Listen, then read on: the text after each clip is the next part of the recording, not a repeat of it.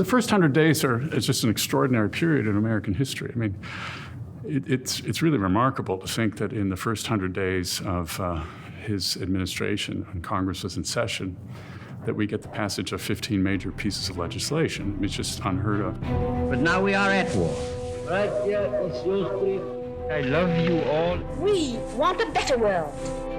Satan ist ein Symbol.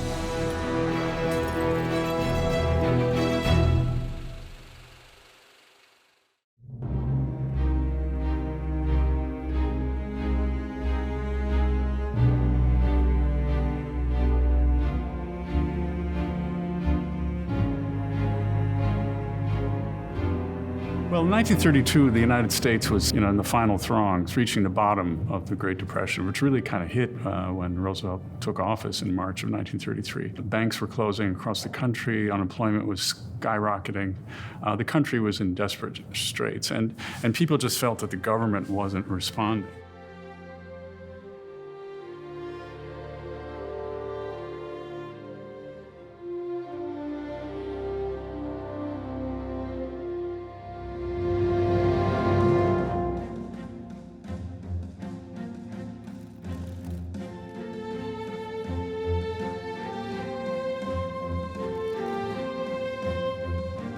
One of the things that he kept repeating was, we got to do something, we need action. And in one of his famous speeches, he said, if I read the temper of the people correctly, the American people are demanding bold, persistent experimentation.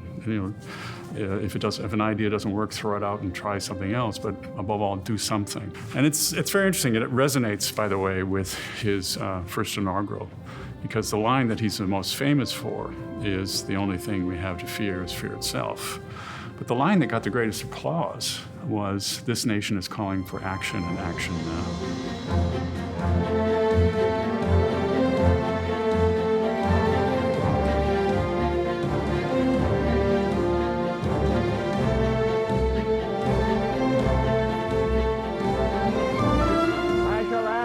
Congress for the one remaining instrument to meet the crisis. Broad executive power to wage a war against the emergency.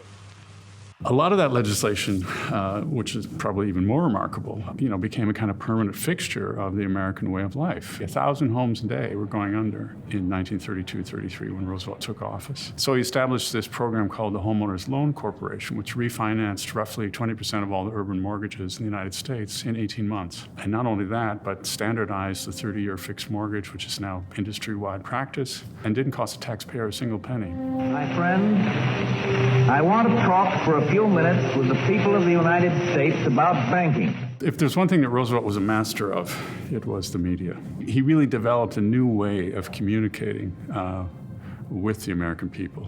His most famous technique, of course, was to use what were called the fireside chats, where he would go on the radio and address the American people as sort of neighbors and friends. And his fireside chats were very effective. I mean, perhaps the most effective was the first one he gave on the banking crisis. You can imagine what it was like. People had been withdrawing their money from the banks. Over 11,000 banks had gone under between 1929 and 1933. The country was in a complete financial paralysis. And so, of course, what they had to do was restore confidence. And they drafted new banking legislation, which recapitalized the banks. Roosevelt closed the banks. He called it a bank holiday, which is, again, a kind of happy term. The banks closed. President Roosevelt taking financial measures against the Depression. Social Security founded as he instituted a series of New Deal reforms. And he got on the radio the night before the banks were going to reopen, and it's fascinating.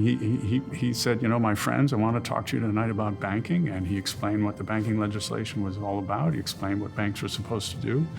And he said, at the end, it's your problem as much as it is mine, but together we cannot fail. And the same people who had been lining up to withdraw money from the banks a few weeks earlier now lined up to redeposit their money. And really, in a sense, the banking crisis was over just like that.